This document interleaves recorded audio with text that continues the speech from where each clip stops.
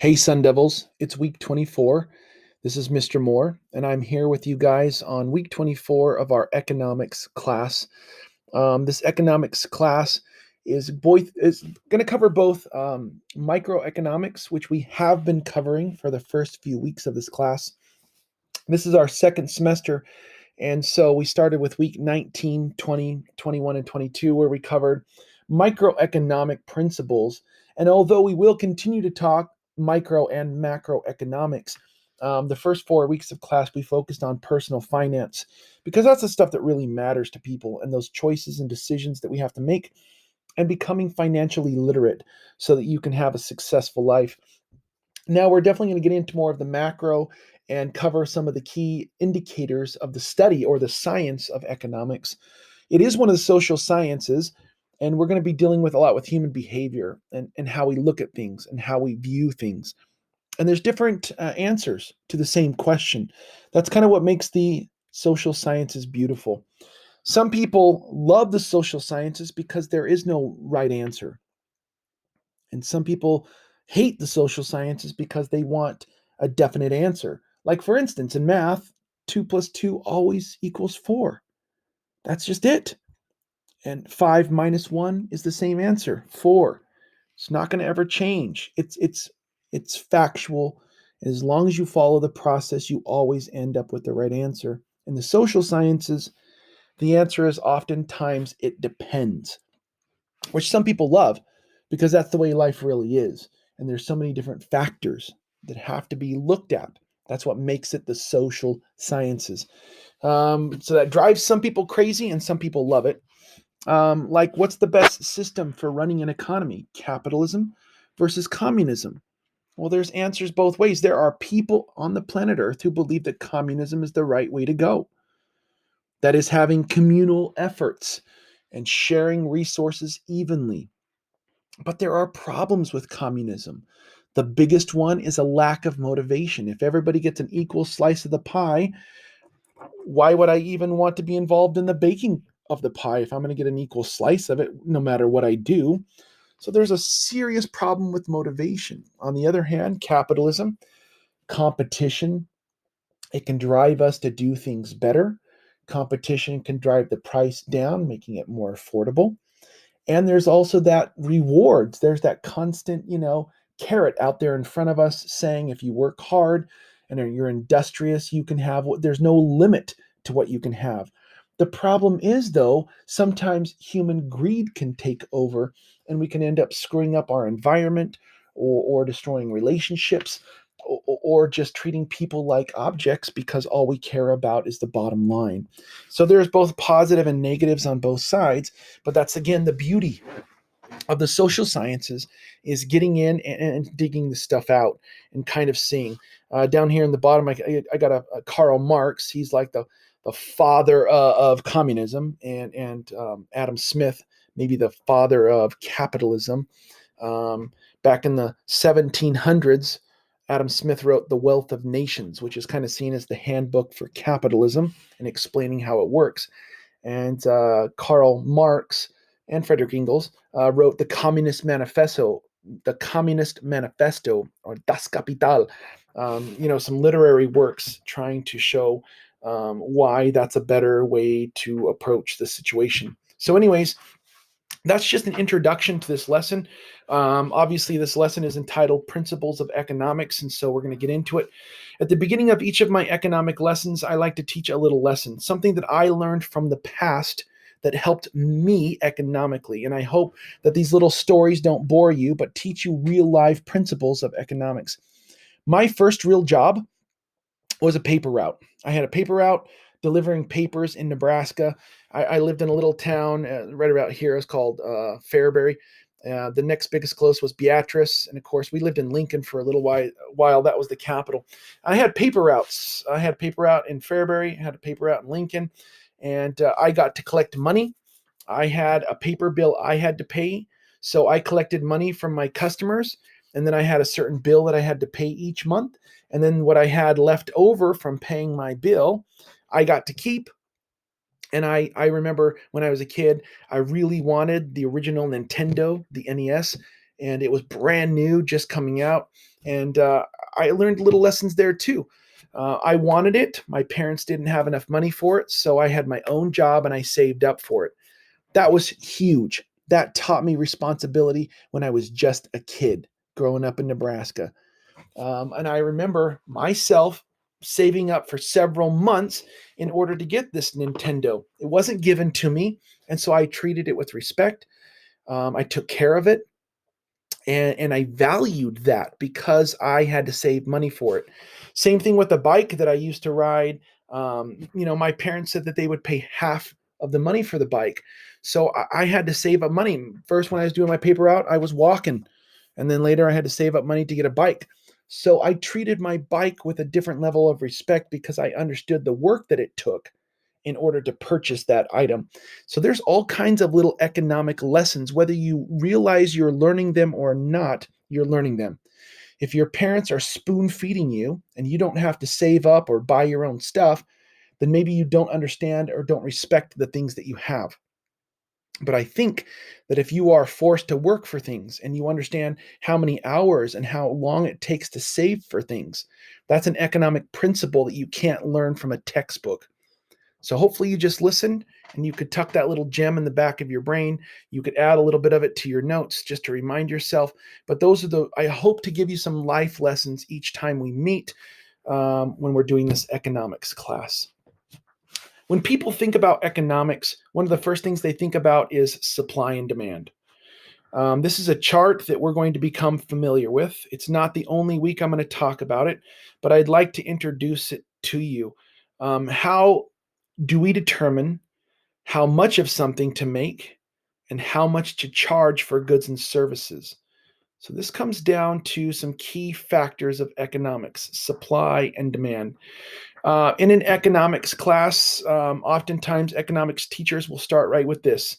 This part of the chart right here determines the price of a good.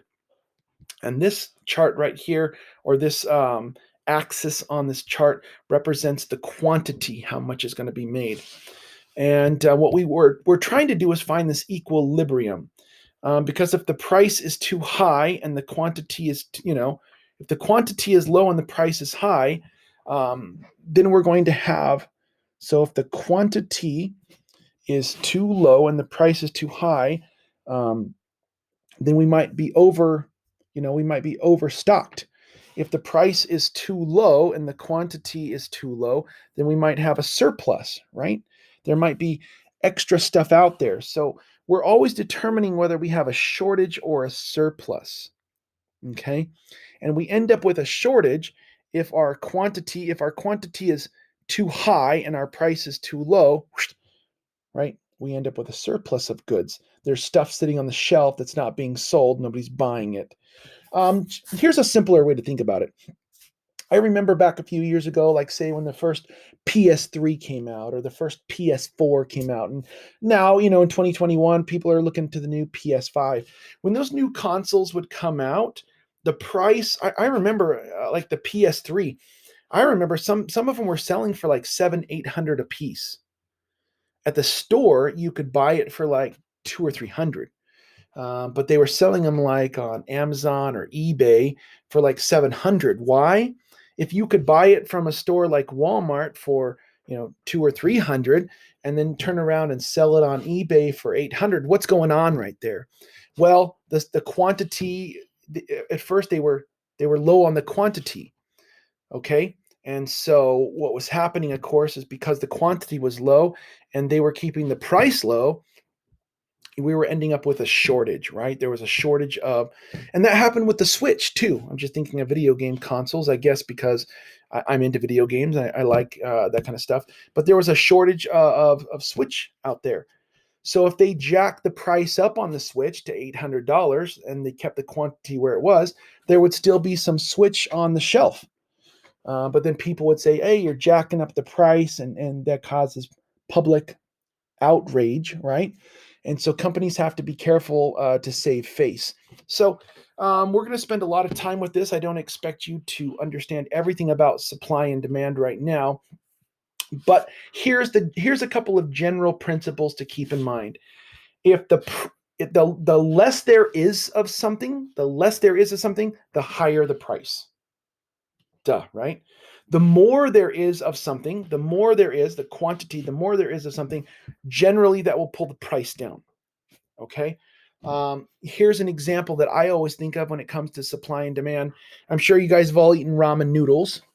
When you're a college student, that is like the food of the gods because it's cheap and it's easy to make and it fills up your belly, right? And when you're a college student, like I was, sometimes you don't have a lot of money. You're going to college because you want to get a better job and make more money down the road, which I am now.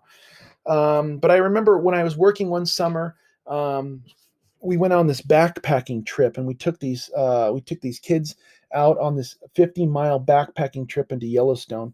And I remember specifically, I packed a bunch of ramen noodles in my backpack because they're light and they taste pretty good, and they're not too hard to cook up, right? And when you're out hiking all day out in the wilderness, it's nice to have a hot meal at the end of the day. And I remember there was a couple kids that came up to me and they were offering me like 15, $20 for a thing of ramen. I could buy it for like 10 cents at the store, maybe 25 cents at the store. And they were offering me like $20 for one. Why? Because the supply, right? The supply was we're in the middle of nowhere. So there was no supply, but the demand was high, right? That's what drove up the price. So this is going to help you start thinking like an economy. Why do things cost a certain amount of money? And when there's a low supply and there's a high demand, the price gets jacked way high. Okay. What are the key components of the American economic system? Supply and demand. Remember, demand falls, supply rises, then that means the price falls. If the prices rise and demand rises, then supply falls, right? You can end up with a surplus or a shortage if we don't find an equilibrium in our economy. That drives the prices of houses. So if people start buying up houses, okay, then all of a sudden the price is going to start to go up. And if you want to build a house, that means supplies for building a house are going to go up. And so all of these things are going to be factors that we have to pay attention to. And the other thing we have to keep in mind is that nobody's really controlling the economy, at least in capitalism. Under true capitalism, there's an invisible hand, some would say.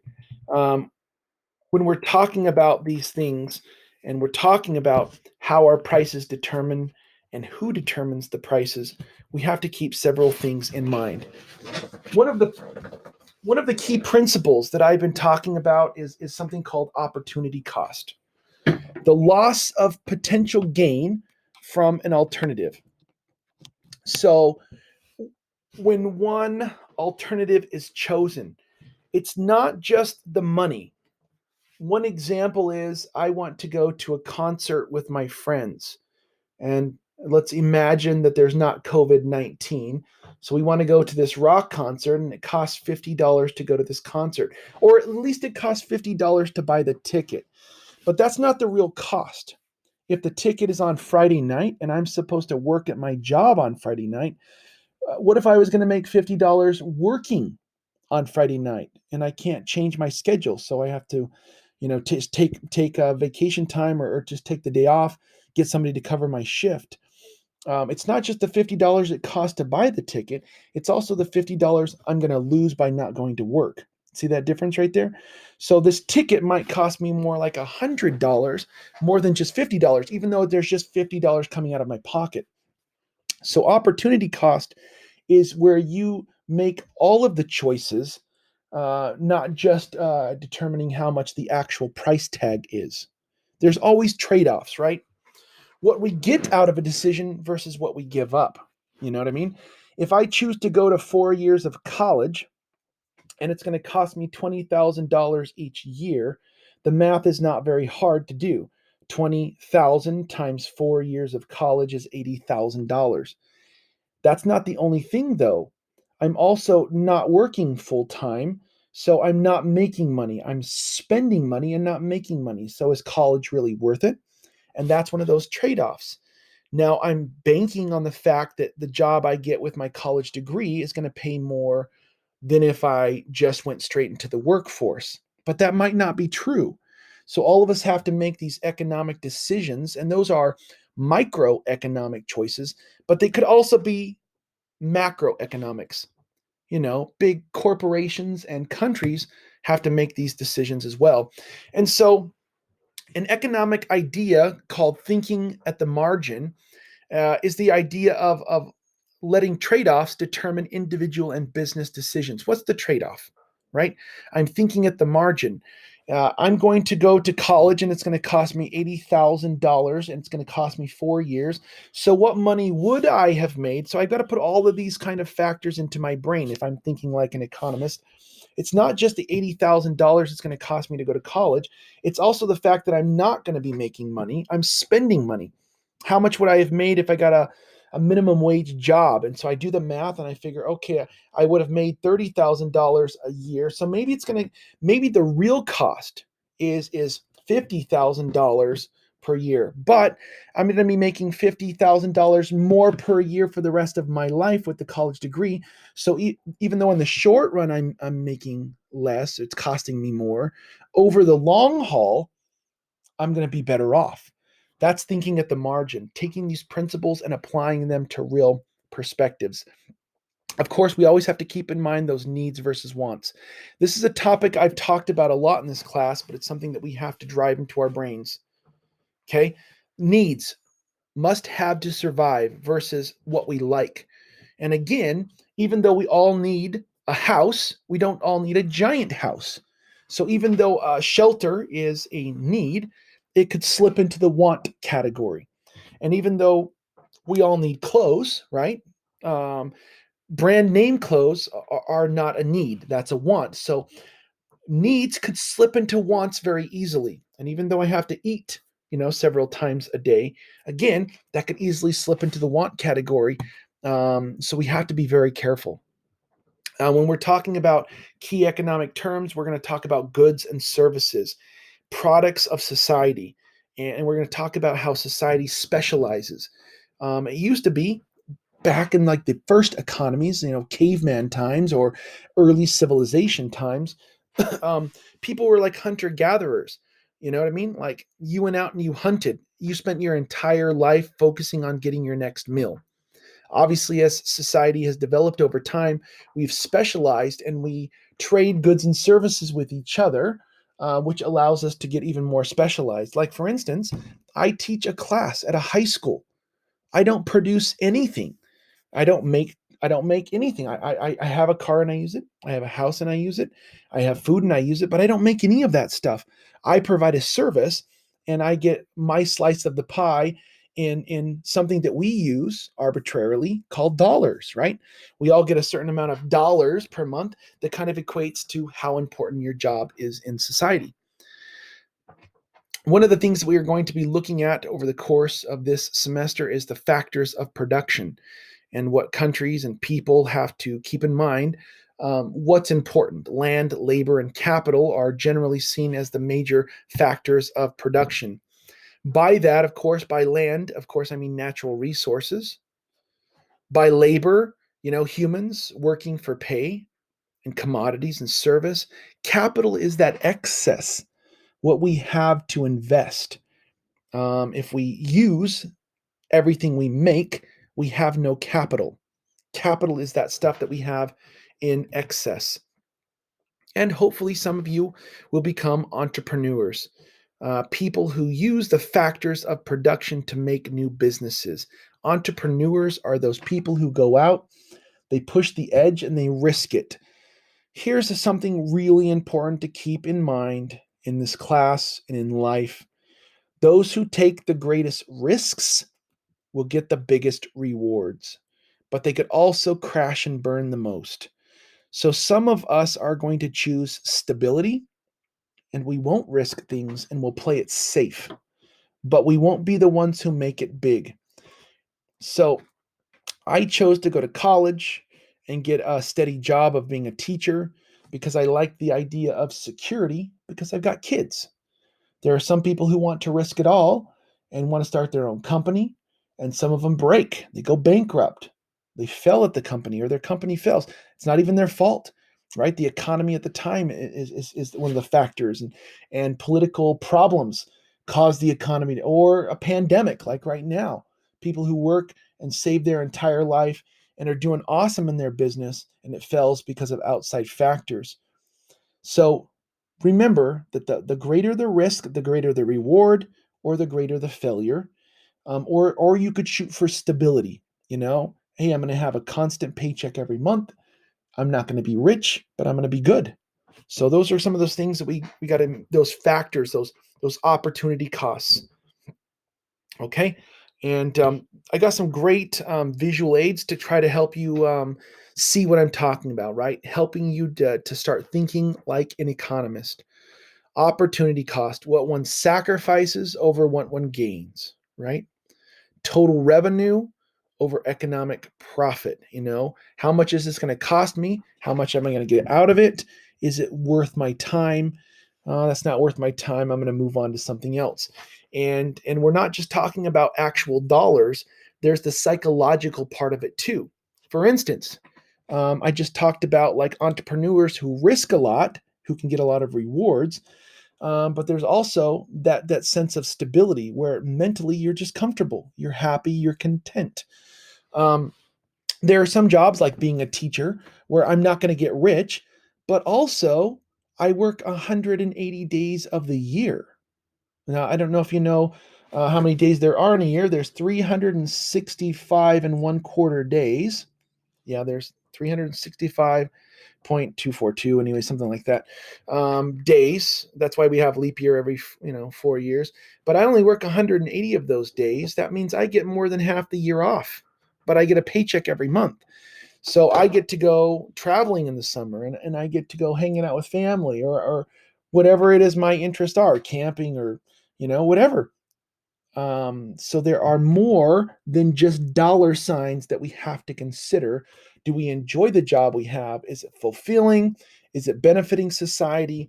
Those kind of things. So one of the principles that we have to talk about in an economics class, that we have to, I think, right at the beginning, is kind of lay out what capitalism is. It's like the most fundamentally used economic system in the world today, capitalism. Um, what is capitalism? I'm going to tell you a little story about my brother. He's the ultimate capitalist. He didn't even know he was a capitalist when he first started. My older brother was a capitalist from the very beginning, and nobody taught him the word capitalist. He just understood the principle. So my brother became a candy dealer at his elementary school. And so my brother would go and he would get, let's just use an example. Say he would spend $3 and he would go buy a big bag of candy, and he would take that to school and he would keep it in his backpack or in his desk. And kids knew that they could buy candy from him, and he'd sell each piece of candy for a quarter. So it's not too hard to figure out the math. If he sells each piece of candy for a quarter and he bought the bag for $3, after he sells 12 pieces of candy, everything after that is profit. Everything after that is his capital. And selling candy is a low risk, right? It's not a risky business venture, because if the candy doesn't sell, he's got candy, right? And if he sells 12 pieces of candy and makes his $3 back, he would have to sell another 12 pieces to make the next investment, right? That profit. So my older brother, in my opinion, is the best example of a true capitalist, right? He was the candy dealer of East Elementary School in Nebraska. Okay. What you've got to remember is investment. So he invested $3 into a bag of candy, but the first 12 pieces are not profit, right? The first 12 pieces are just to recoup the investment he made. So you've got to keep that in mind when you're running a business. I know I'm talking candy and I'm talking elementary school, but these are the basic principles of capitalism and economics. Okay. After those first 12 pieces, even the next 12 pieces is not really profit. It is profit, but if he wants to keep this business going, he's got to reinvest that money, right? Those are his returns, right? So he's going to have to sell probably 24 pieces of candy before he really starts to get kickback, if that makes sense. Okay. Now, capitalism revolves around the idea of a free marketplace. And here's where it gets a little tricky, because if there's another kid that's smart enough to see my brother doing this, okay, there was a demand for candy at the elementary school, and my brother supplied it. See, supply and demand. Now, the problem is if the price gets too high, nobody's going to buy the candy. If my brother's trying to charge $1 per piece of candy, maybe some sucker is going to buy a sucker from him, but probably not, right? The price is too high. At a quarter, people are like, oh, I could get 4 pieces for $1. So if the price is too high, he's not going to be able to sell. If the price is too low, he's not going to make enough profit. And so theoretically, there's this invisible hand, laissez-faire policies, that kind of drives the market. The problem is if somebody else sees my brother making money off of this candy dealing, and they start to take away from, if he's the only candy supplier at East Elementary, then he's good. But if somebody else sees what he's doing and comes in and starts to get involved, sees him making money, and they get involved and they start selling their candy for, they'll say, hey, I'll do it 20 cents a piece. So you can buy 5 for $1. Oh, well, people might start going to the other person, and he's making less profit, but he's getting more customers. So in the end, he might be making more money. These are the kind of factors that we talk about. Competition always brings the price down. If there's no competition, the price is high.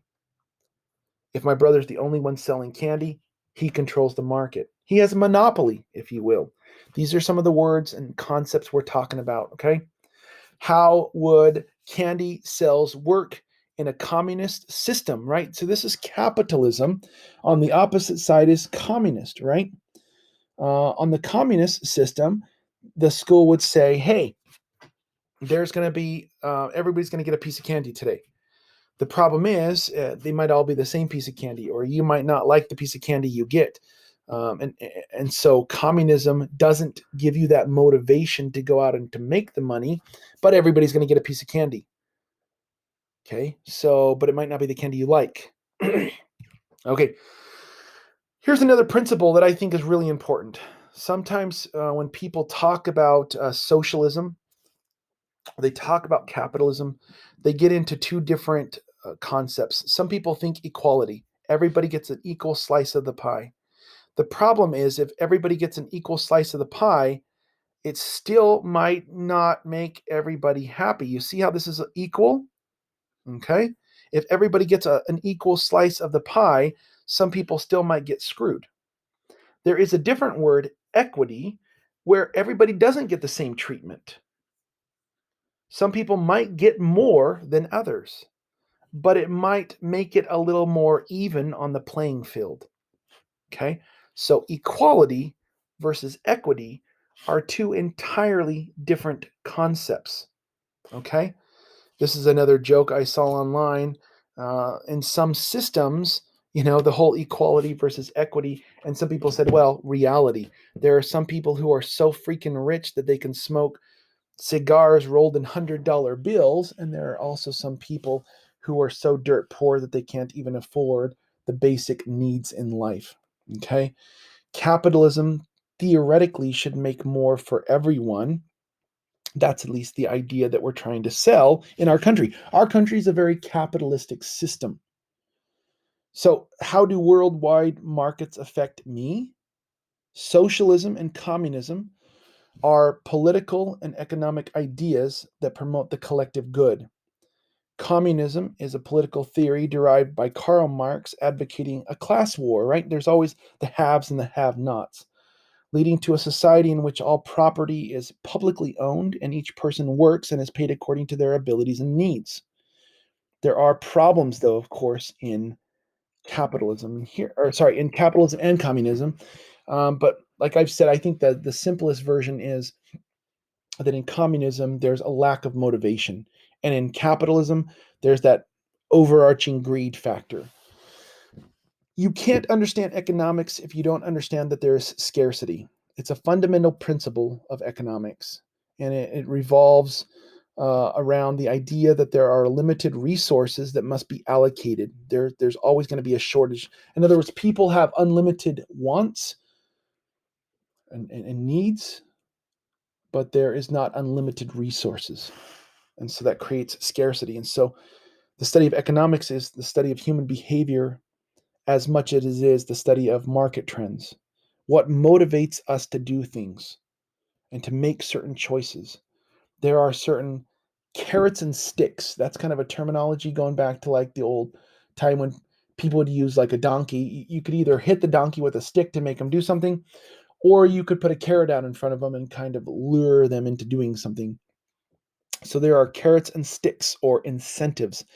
And economics is the study of incentives. And people respond to incentives in predictable ways. Okay.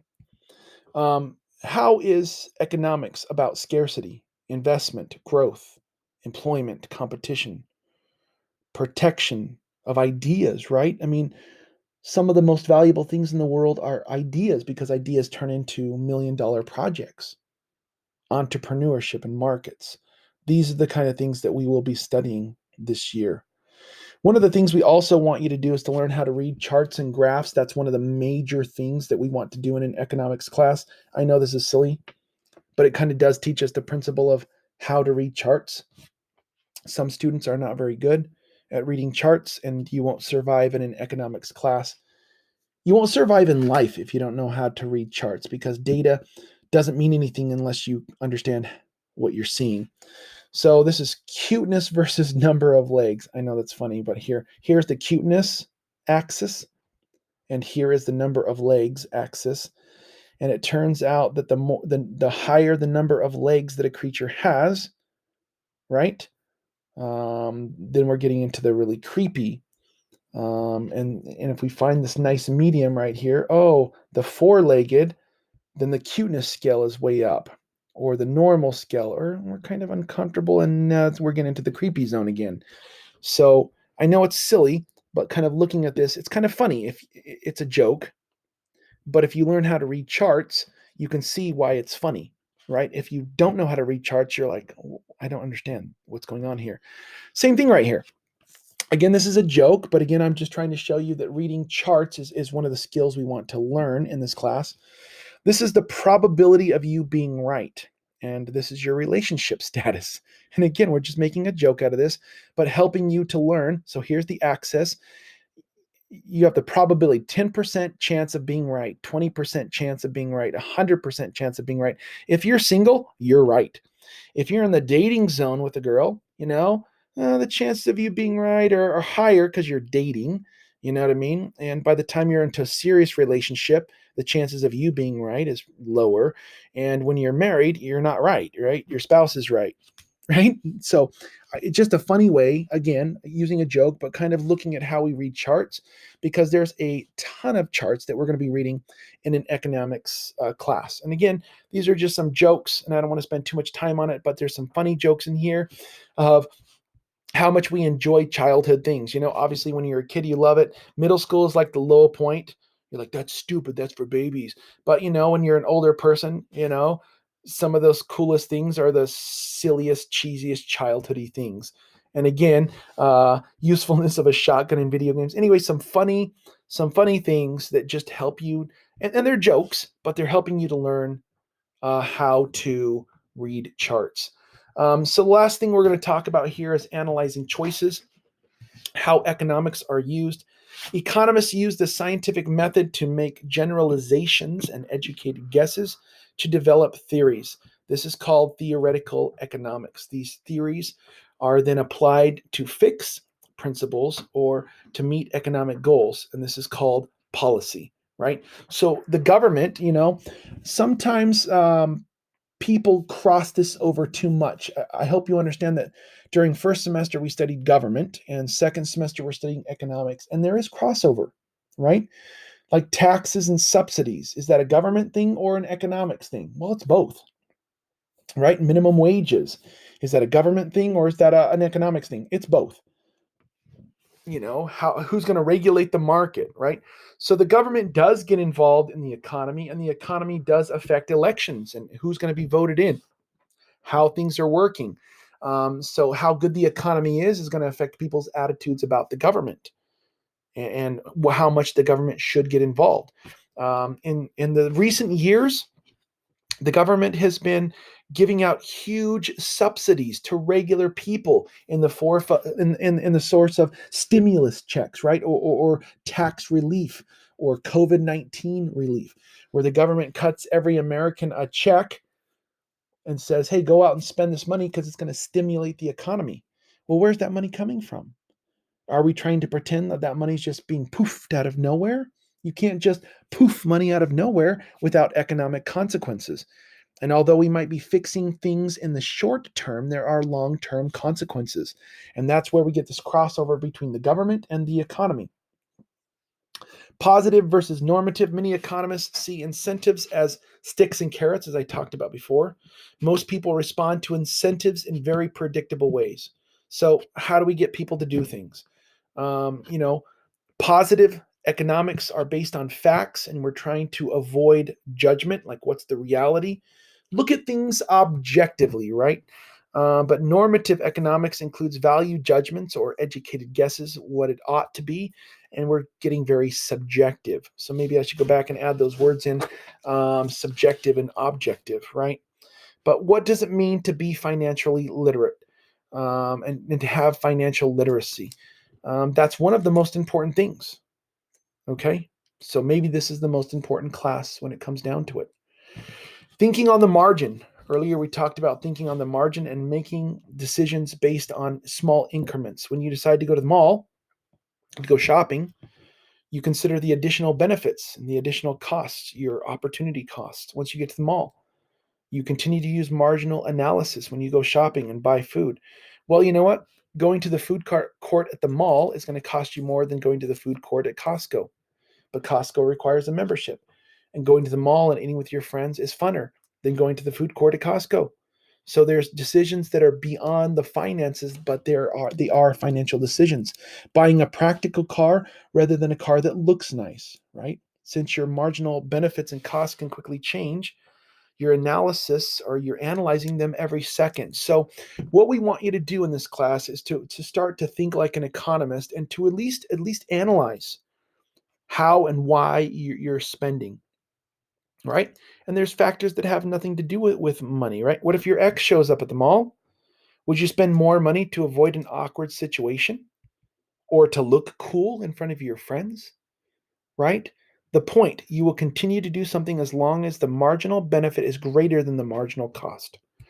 And so again, it is, in economics, is sort of a psychology class where we're studying why we're making decisions, and not just why you're doing them individually, microeconomics, but also why we're collectively doing them as a country, as a system, macroeconomics, and how involved the government should be, and how these things interrelate.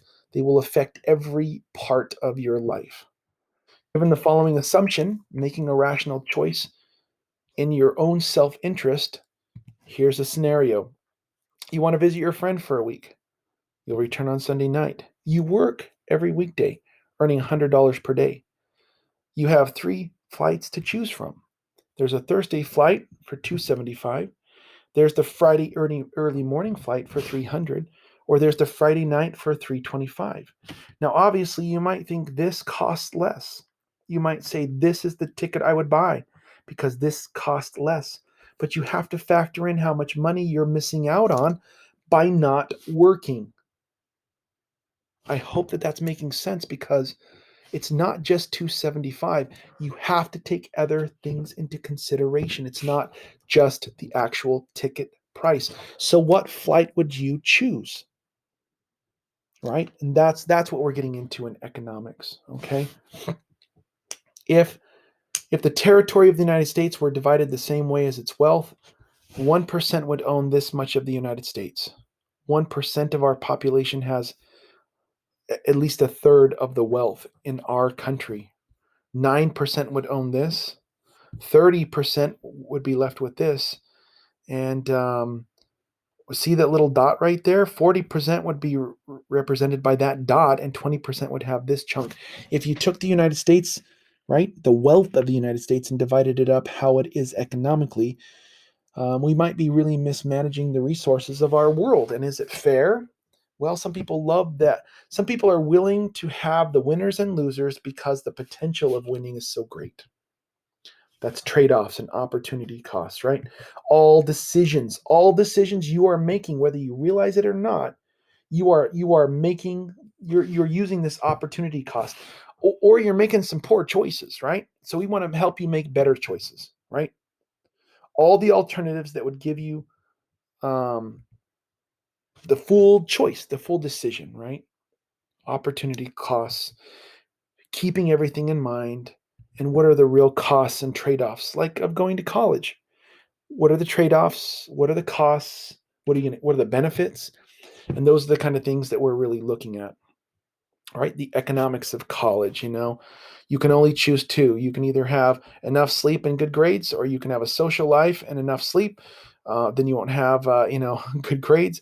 Like it's like you got to choose which two, because you can't have all three. You can't have a huge social life and good grades and sleep and health. It's just like trying to balance enough of each one, and which one matters more to you. And again, I've just got some little scenarios that I hope are going to help teach you a principle. If Karen works part-time at a local convenience store and earns $10 per hour, she wants to spend next Saturday afternoon attending a music concert. The full price of the concert ticket is $75, but Karen was able to get a discounted price of $50 from a friend who purchased the ticket that has become unable to attend. If Karen took 4 hours off from her job to attend the concert, what is her opportunity cost? So it was $75, but now it's down to $50, but she has to take $4 off, right? What's the actual cost of her going to this concert? Because it's not $50. That's just the amount of money going out, but you have to keep track of what's not coming in. So hopefully by this point in class, you're like, okay, Mr. Moore, I'm starting to get it, and what opportunity costs are, and costs and benefits. By the end of this week, by the end of week the learning goal 6, students will understand that when individuals, regions, and nations specialize in what they can produce at the lowest cost and then trade with others, both production and consumption increase. We specialize, we make opportunity costs, and we make decisions, whether on the micro level or on the macro level. Got tons of great videos. Some are crash course videos. Some I'm going to assign in class. I've even got a funny one. Don't take it too seriously. It's just for funny, about reading charts. And there's even a whole series called We the Economy. Some of these I will assign in class. But if you want to learn more about economics, I highly encourage you to check out some of those videos. This is week 24, Principles of Economics. Thanks for being with me. We'll see you next week.